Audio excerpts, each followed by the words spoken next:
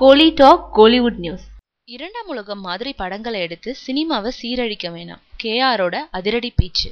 செல்வராகவனோட பிரம்மாண்ட படமான இரண்டாம் உலகம் தந்த அதிர்ச்சியை ரசிகர்களை விட்டு விலகாத நிலையில செல்வராகவனுக்கு ஒரு பெரும் அதிர்ச்சியை தந்திருக்காரு தயாரிப்பாளர் சங்க தலைவர் கேஆர்.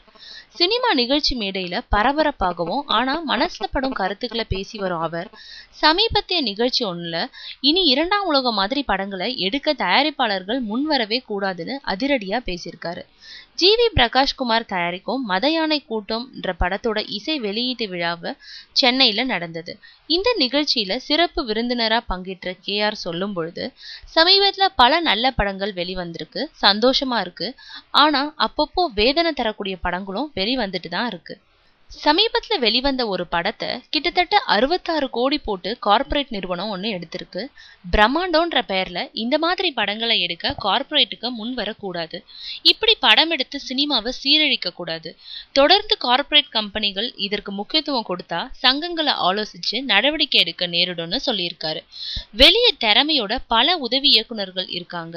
இந்த பணத்துல அவர்கள பலருக்கு நல்ல வாய்ப்பை கொடுத்திருக்கலாம். சினிமா நல்லா இருக்க இதுதான் செய்யணும்னு சொன்னாரு அதிரடியா. திரையுலகில முக்கிய பொறுப்பில் இருக்கும் கேஆரோட இந்த பேச்சு செல்வராகவன், PVP சினிமாஸ் உள்ளிட்ட பலருக்கும் அதிர்ச்சி கொடுத்துச்சு.